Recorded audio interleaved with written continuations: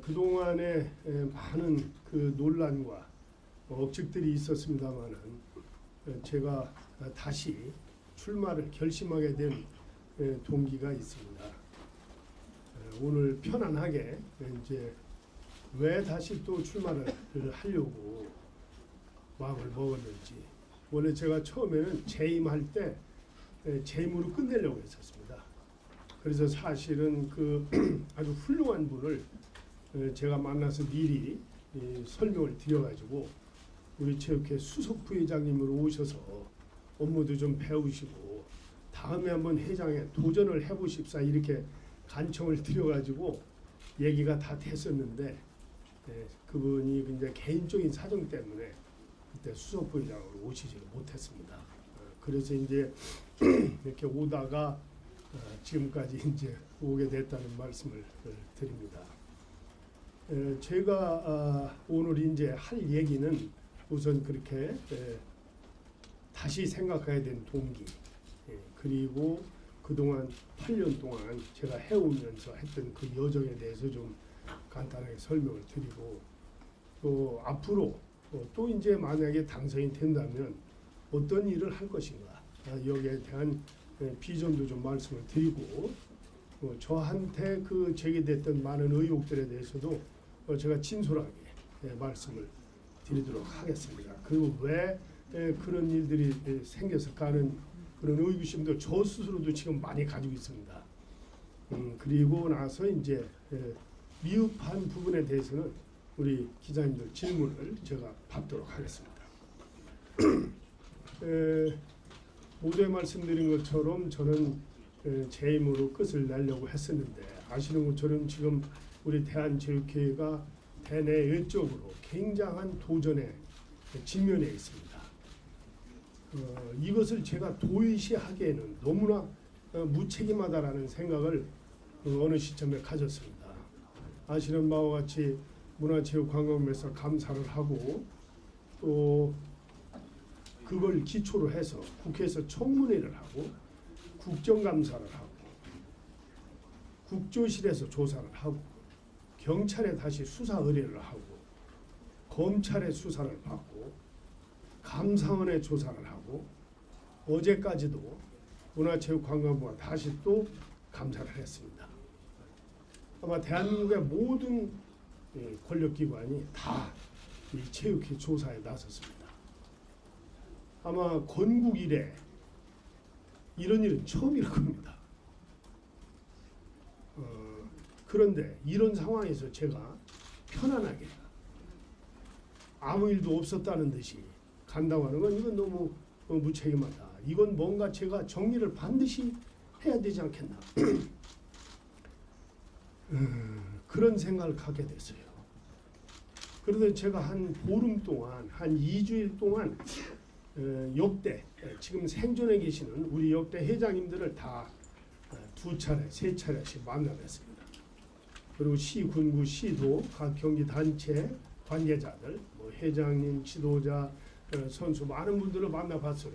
그 의견들을 나름대로 이렇게 수렴을 했습니다. 그리고 이제 개인적으로도 이건 좀 너무 지나치지 않나. 우리 속된 말로 해도 너무한다. 이걸 제가 그냥 여기서 물러서면 모든 것을 인정하게 되는구나, 이런 생각을 또 동시에 가졌어요. 그럴 수밖에 없는 구조가 돼버렸어요. 제가 물러날 수 있는 그런 룸이 전혀 없이 저를 코너로 이렇게 몰았습니다. 아시는 것처럼 제가 지난 8년 동안에 나름대로는 굉장히 열심히 했습니다. 제가 1년에 평균 한 10만 킬로 다닙니다. 아시는 것처럼 대한체육회장은 월급이 없습니다. 기사도 제가 고용합니다. 유류비도 제가 냅니다. 대한체육회에 어떤 돈도 제가 쓰지 않습니다.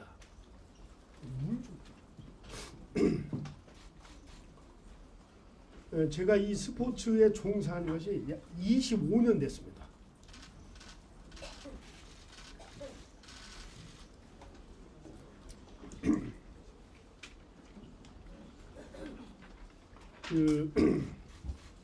근대오종연맹 부회장에서 시작해서 간호연맹, 수영연맹 회장을 하고 런던 올림픽, 광주 아시안게임 대한민국 선수단장을 했습니다. 역대 최고의 성적을 냈습니다. 2번 다. 대한체육회 전국체전위원장 6년 했습니다. 전국을 선수들하고 함께 발로 뛰었습니다. 통합추진위원장을 했습니다. 생활체육회하고 대한체육회 통합을 주도해서 원만하게 마무리했고 부회장, 수석부회장, 통합초대회장, 연임을 하고 IOC연까지 했습니다.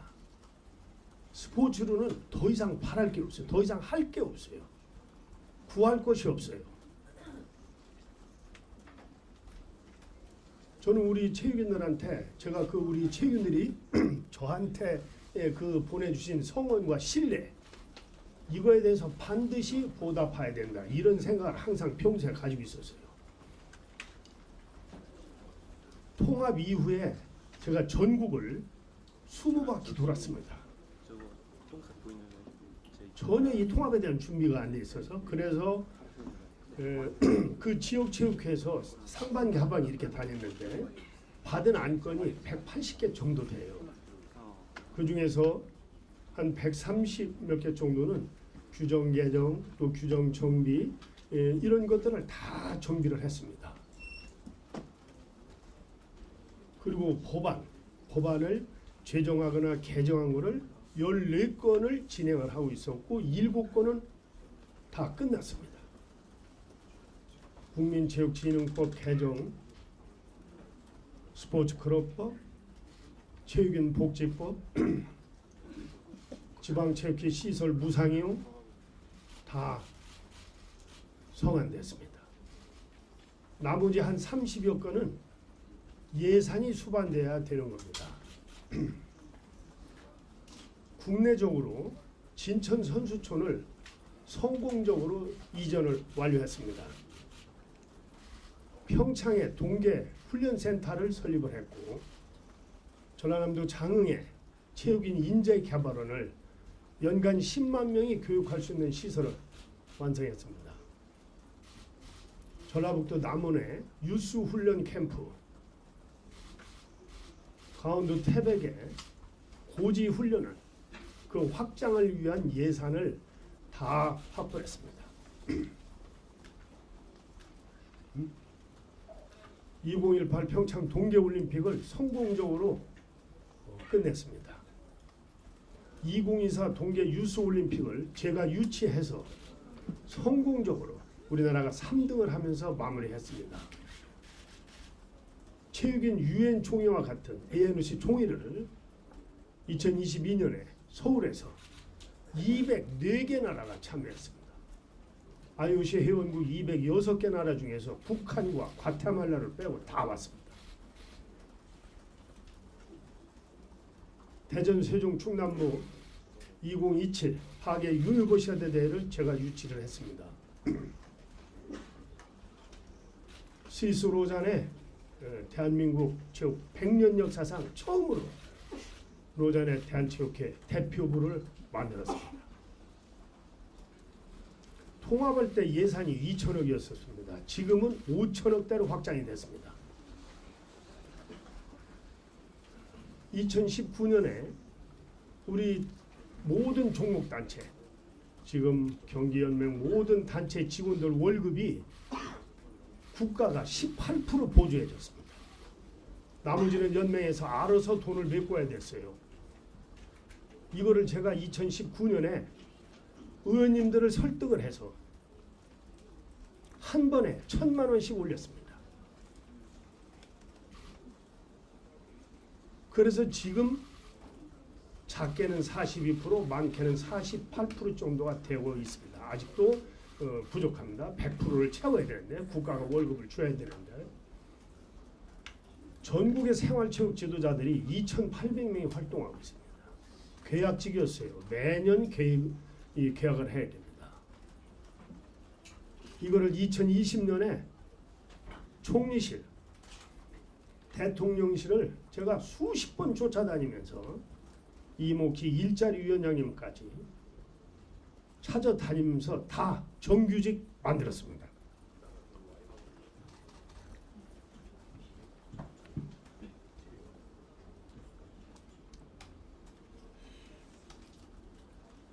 도대체 뭐를 잘못을 해서 이렇게 나를 악마화하나, 이런 생각을 안 가질 수가 없었어요. 우리 집사람은 아주 난립니다. 애들도 그렇고. 옆집 사람 부끄러워 죽겠어요. 많은 사람들이 문제 제기를 해야 된다고 했지만 사필귀정이다. 시간이 가면 다 바른 자리로 돌아올 것이다. 이렇게 얘기를 하고 다들 다독거렸어요. 우리 체육 관계자들을.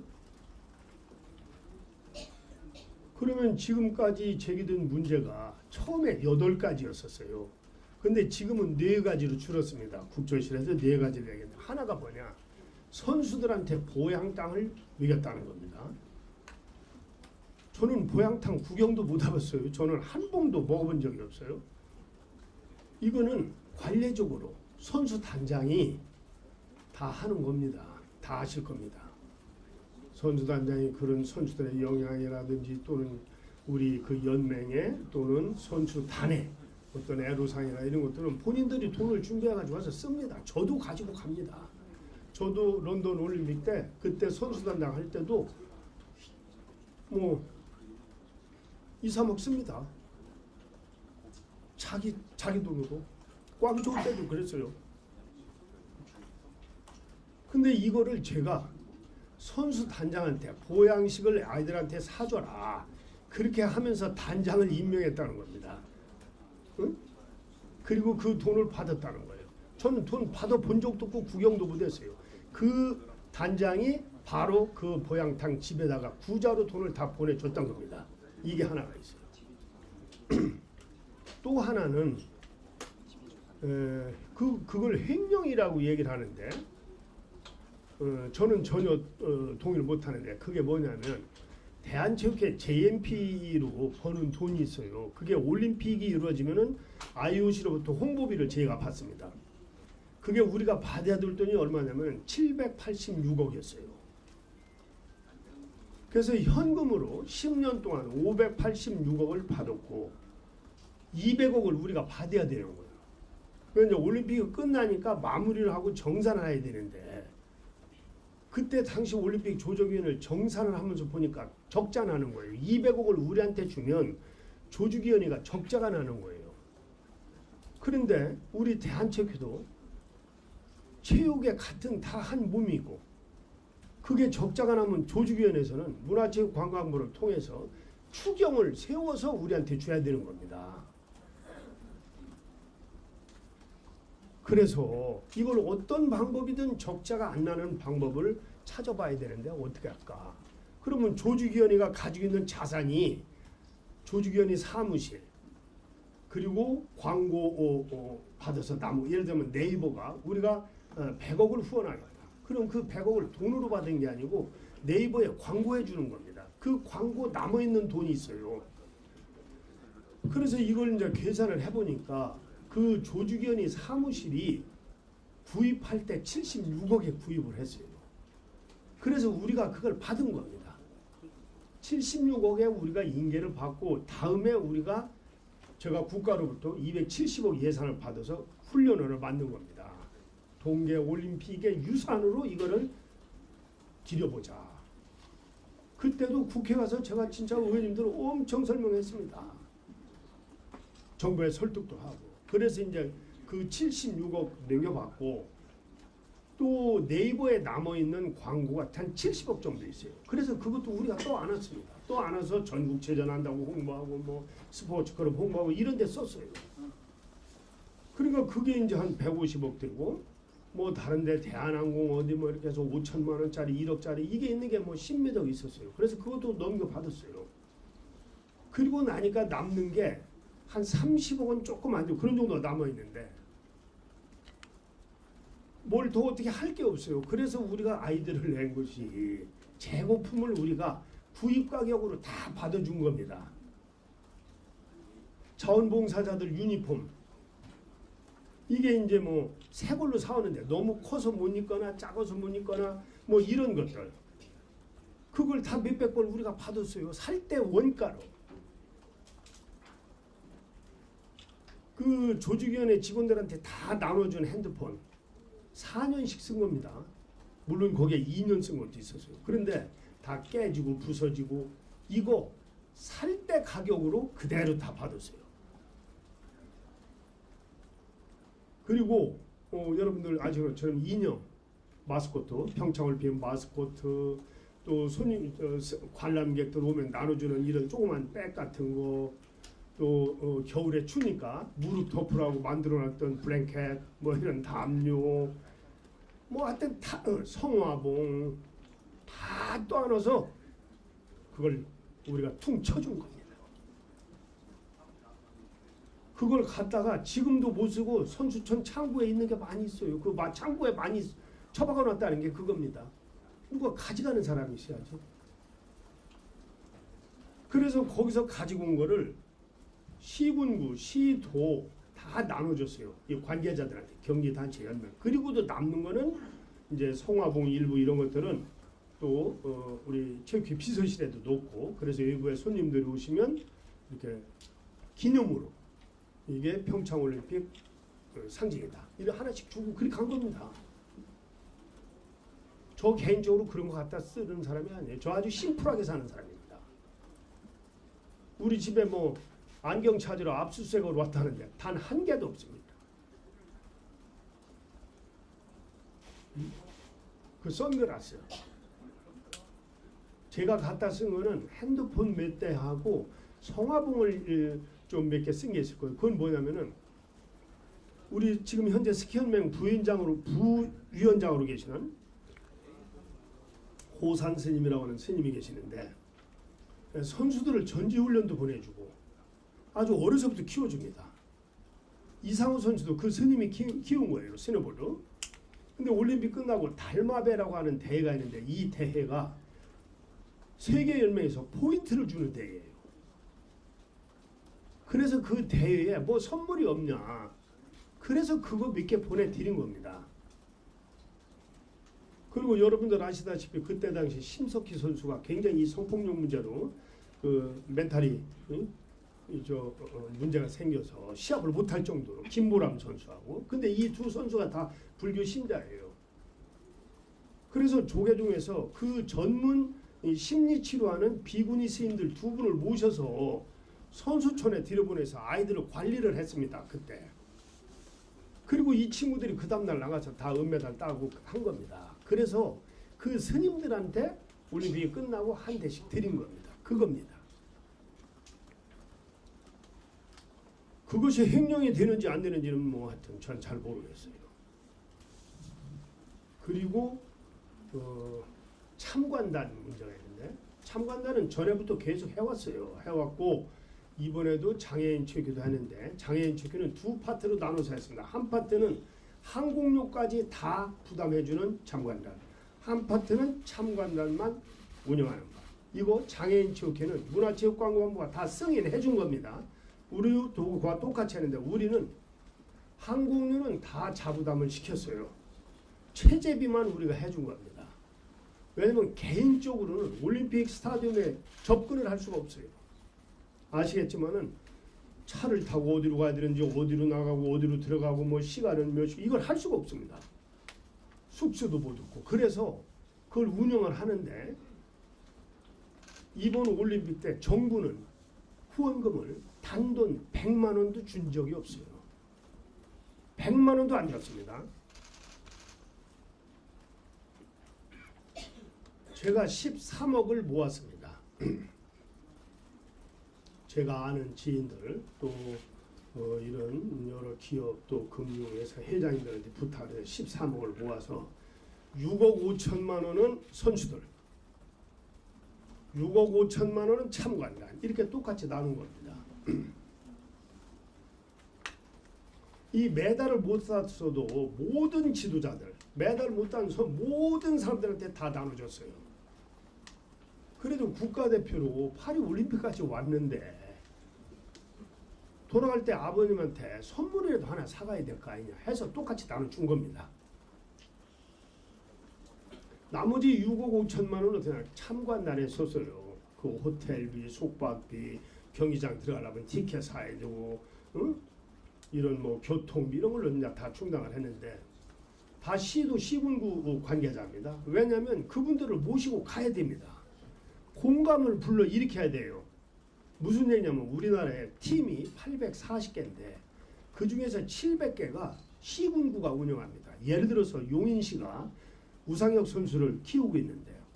1년에 전지훈련도 몇 억씩 때려서 보내고 월급도 연봉 몇 억씩 주는데 올림픽 때는 못 오는 거예요. 와보고 싶어 합니다. 그리고 또 와서 봐야 일이 하는구나. 우리 용인시도 이름이 좀 올라가고 우리 용인의 리퓨테이션도 업그레이드 되고 이걸 투자를 해야 되겠구만 이런 생각을 갖게 돼요. 그래서 당연히 모시고 가야 됩니다. 그런데 이 관계자 아닌 분이 5분이 갔습니다. 한 분이 누구냐? 전라북도 고창의 민물장어조합의 조합장님이에요. 이분들이 올림픽만 되면은 장어를 아시안게임이고 수백 킬로씩 갖다가 잡아서 선수들한테 먹입니다. 또 부탁하면 팩으로도 만들어서 줘요. 조합원을 다 데리고는 못 가도 조합장 한 분은 데리고 가야지 그게. 그렇잖아요? 인간적으로. 또 영등포에 힘찬병원 원장님을 행정원장을 모시고 왔는데 이분이 우리 진천 선수촌 병원이 개원할 때 많은 지원을 했습니다. 또 웬만한 건 선수촌에서 치료가 되는데 안 되는 경우 있어요. 수술. 그럼 또 공짜로도 해주시고 물리치료도 해주시고 그분 데리고 가야죠. 감사를 표시해야 될 거 아닙니까? 그래서 이제 그분 모시고 또 한 사람은 제 운전기사입니다. 아까 말씀드린 우리 운전기사가 월급은 물론 제가 주지만 1년이면 10만 킬로씩 8년을 다녔어요. 항공비 지간했습니다. 한번 데리고 가도 되는 거 아니겠어요? 응? 그 다음에 조계종 관계자가 2분이 갔어요. 하나는 스님이고 한 분은 스님이고 한 분은 종무원입니다. 그런데 우리 선수촌에 종교시설이 다 있어요. 교회, 성당, 법당 다 있는데 이 불교는 활동을 왕성하게 합니다. 선수들 지원도 많이 해요. 이번 올림픽 때도 3천만 원을 내놓으셨어요. 이 법당 관리를 어디서 하냐? 법주사가 합니다. 이 친천이니까 법주사고 그 밑에 말사에서 관리를 해주시고 선수들 지원도 하고 뭐 많이 도와주시고 그래서 그 법당 관리하시는 스님하고 종무원 한 사람 데리고 간 겁니다. 물론 항공료는 다 본인들이 샀습니다. 그거예요. 또 제가 내줄 거는 다 제가 냈습니다. 그분들이 다니는 차량이라든지 이런 것들은 제가 별도로 1,000만 원을 내서 한 겁니다. 제가 현금으로 1,000만 원을 찾아서 은행에 찾아서 갖다 드려서 그걸로 한 거예요. 그리고 이제 한 가지가 이제 그 우리 딸아이 뭐 친구라고 하는 부정 채용년 전혀 그게 아니에요. 우리 대한체육회에 생활 훈련 기획관이 있었어요. 여자입니다. 그런데 연봉을 3,500만 원 줬는데 이 친구가 월급이 작다고 나갔어요. 자기는 경북도청 감독을 했을 때 5천만 원씩 받았는데 대한체육회 뭐 뭔가 이게 안정적으로 좀 진급도 하고 이럴 텐데 그것도 안 되고 신분도 안 변한다고 나가버렸어요. 1년 반 동안 자리가 비어 있었어. 비어 있었는데 선수촌에서 문제가 좀 생긴 겁니다. 뭐냐? 남자 선수 아이들이 여자 선수 숙소를 들락거리고 거기서 또 시비가 생기고 이래서 그게 이제 언론에 좀 났었습니다. 그래서 제가 우리 담당자를 불러서 인사부장한테 야 생활 훈련 기획관을 뽑지 말고 생활관리관을 뽑자. 이 사감처럼 그겁니다. 그래서 이제 안을 가지고 왔는데 보니까 연봉 2,500만 원 그리고 국가대표로 한정을 했어요. 그래서 제가 야 국가대표가 이게 2,500만 원에 와서 여기 일하겠냐 이런 조건으로 다른 사람은 6시에 퇴근인데 여기는 밤 10시까지 해야 되는데 그러니 우리 대한체육회 직원으로 한 5년 정도 근무하면 얼마 정도 받냐 이렇게 하니까 한 3,000에서 뭐 3,500 사이 된다고 그래요. 그래서 그러면 최소한 급여는 그 정도 수준으로 해주고 왜냐면은 밤에 기숙사 관리를 안 하면 나이도 좀 있어야 되지 않겠냐. 20대 몇 대 뭐 이런 사람들이 그게 가능하겠냐. 나이도 좀 있어야지. 그러니까 대표 선수로만 하지 말고 일반 그 경기단체에서 10년 이상 근무한 사람 물론 여성입니다.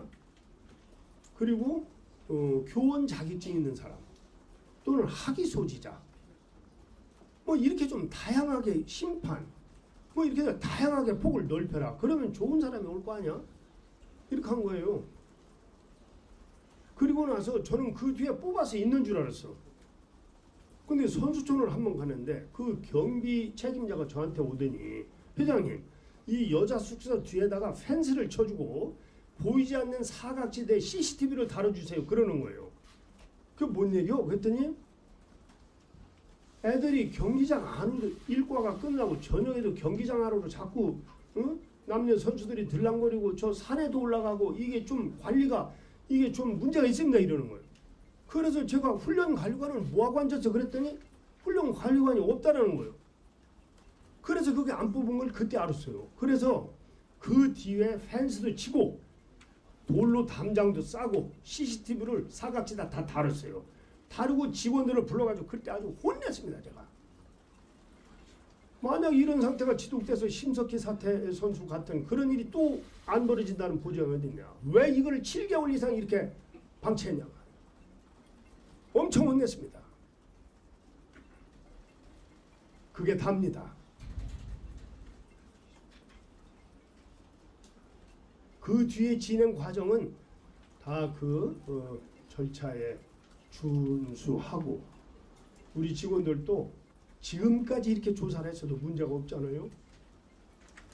그렇게 보인다 매일 이런 것이지 뭐 나온 게 없잖아요. 제가 직원들한테 항상 강조한 게 이겁니다. 어떠한 경우에도 법을 준수해라. 두 번째, 불법 금품 수사하지 마라. 세 번째, 과도한 향응 받지 마라. 그 나머지 일은 내가 책임진다. 결국 어차피 일은 자의적 판단이 들어갈 수밖에 없다.